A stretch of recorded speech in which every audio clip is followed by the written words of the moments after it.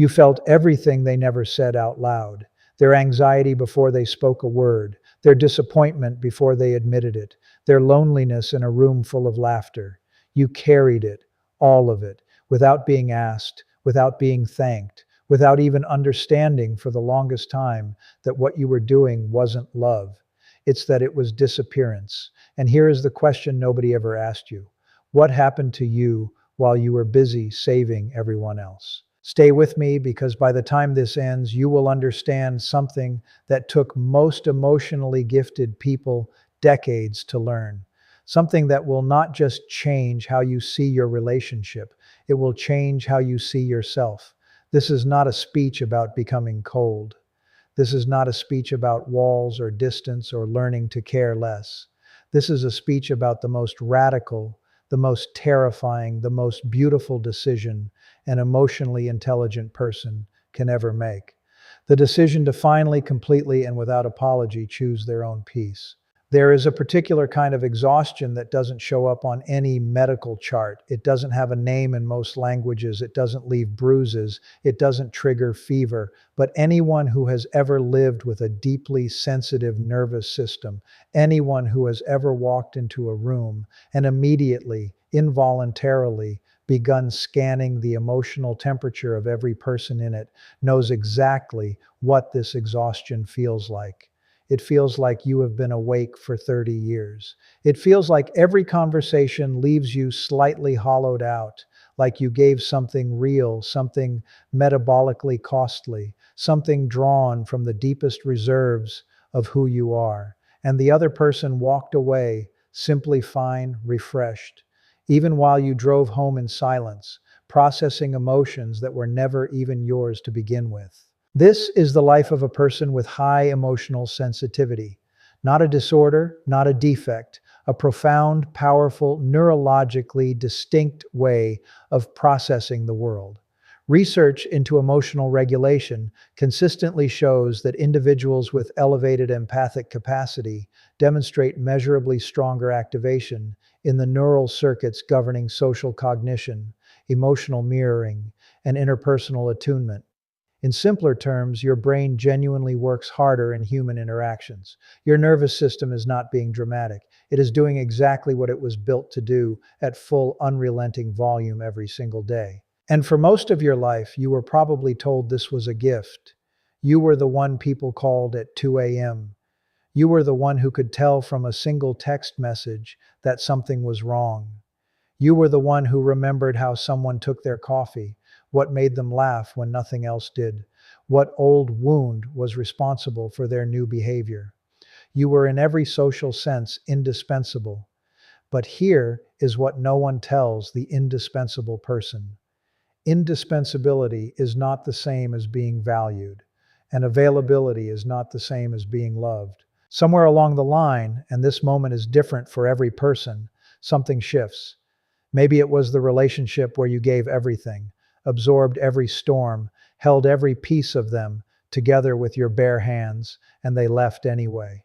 Maybe it was the friendship where you showed up for every crisis, every breakdown, every 3 a.m. panic, and when you finally needed someone, the phone didn't ring. Maybe it was smaller than that.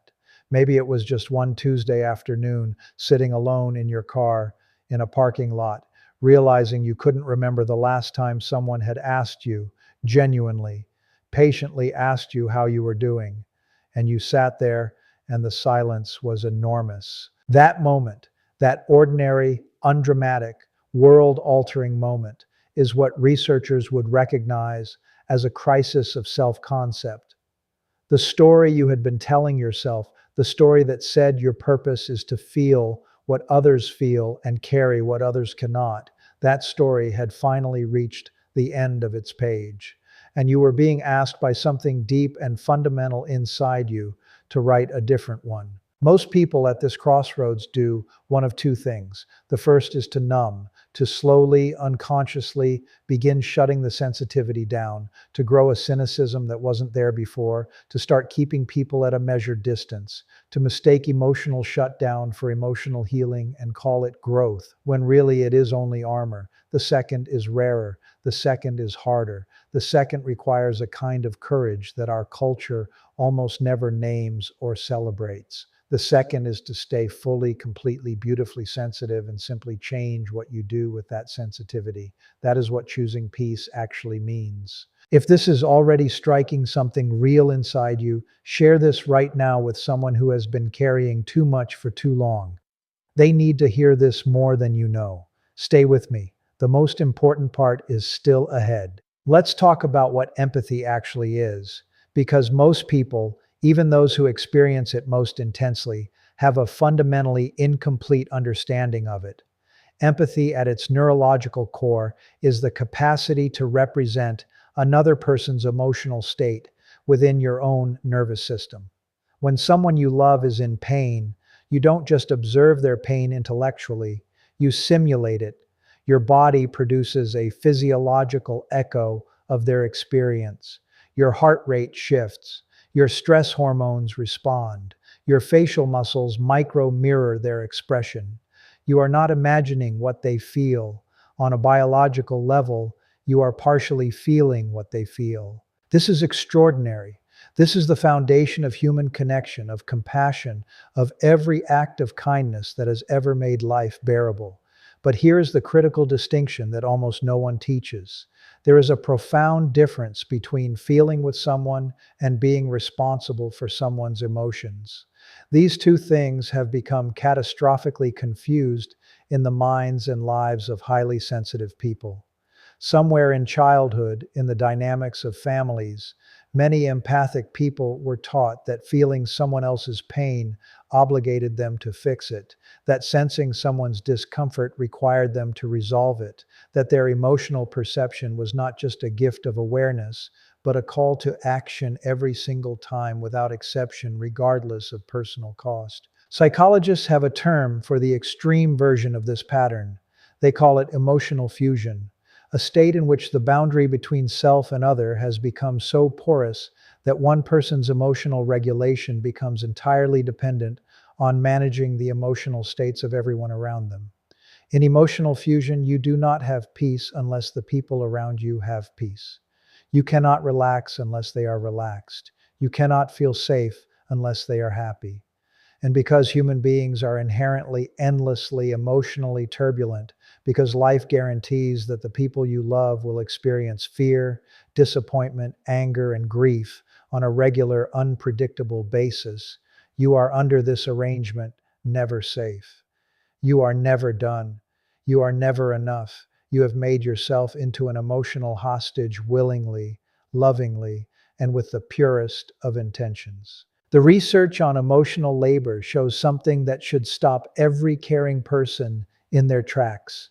Sustained emotional labor, the chronic work of managing, suppressing, or amplifying feelings to meet the emotional needs of others, is directly correlated with burnout, immune suppression, reduced cognitive function, increased rates of anxiety and depressive disorders, and most profoundly, a measurable erosion of authentic self-identity over time. You do not just get tired, you get lost. Over years of emotional overextension, something subtle but devastating happens. The voice inside you that knows what you feel, what you need, what you want, what you believe, that voice grows quieter, not because it disappears, but because you have trained yourself through 10,000 repetitions to turn the volume down on yourself and turn the volume up on everyone else.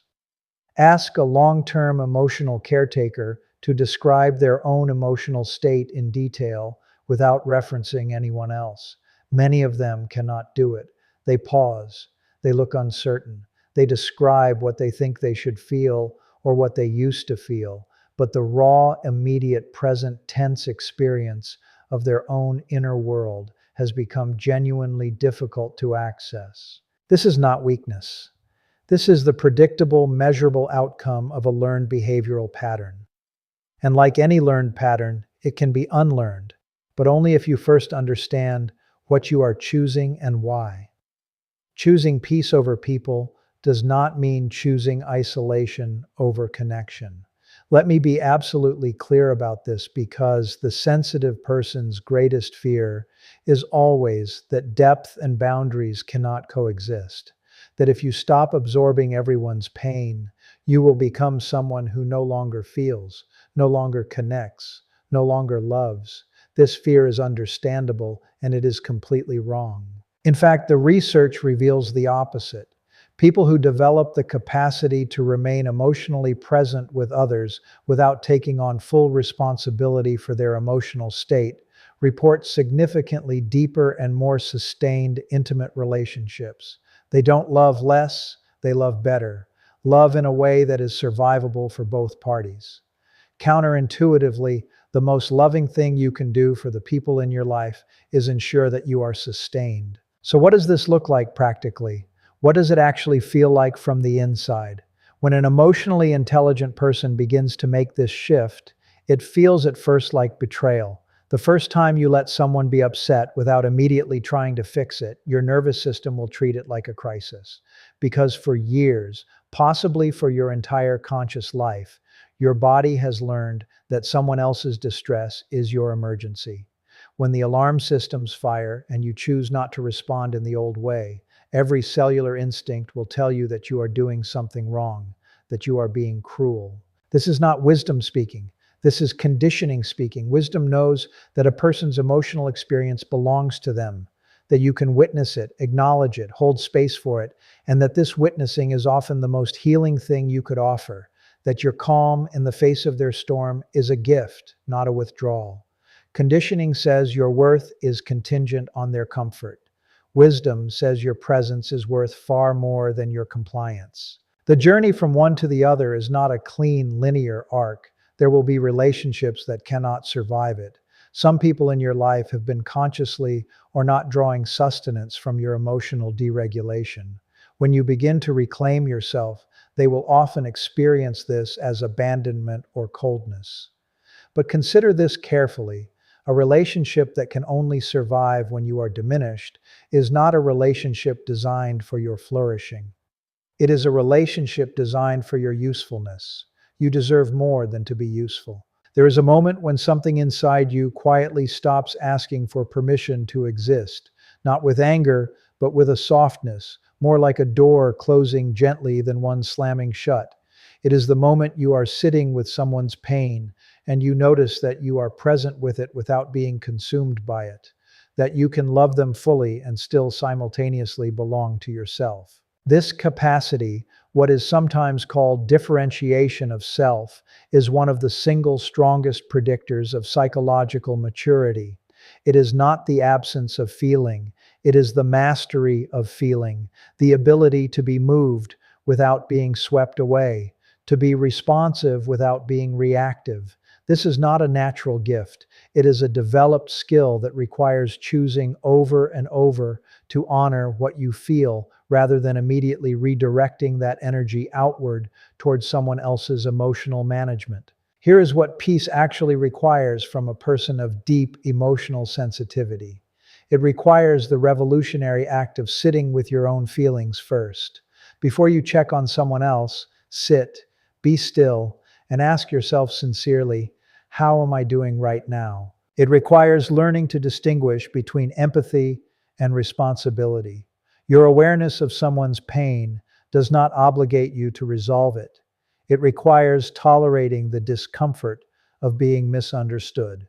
When you stop overfunctioning emotionally, some people will say you have changed, and they will mean it as an accusation. But change is precisely what healing looks like from the outside.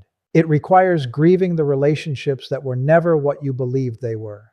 Grieving these connections is not bitterness, it is clarity. It is the hard work of seeing things as they were rather than as you needed them to be. And finally, it requires learning what peace actually tastes like in your own body. Not the absence of conflict, but real peace. The kind that exists independently of whether the people around you are currently satisfied. The kind that is yours, genuinely and sustainably. This is the destination that every deeply feeling person is trying to find their way back to. A life in which your sensitivity is an asset you consciously deploy rather than an open wound. The most emotionally intelligent people did not reach their depth of compassion by sacrificing themselves. They reached it by taking their own inner life as seriously as they had always taken everyone else's. They stopped apologizing for having a threshold. They stopped performing strength in the form of endless availability and started practicing the genuine strength of knowing when to be still. You have spent enough years being the person who holds the room together while quietly falling apart. You have shown up consistently for people who sometimes simply didn't notice you needed them to. None of that was wasted. Every act of genuine care was real, but you do not have to keep paying the price that was never fair to begin with.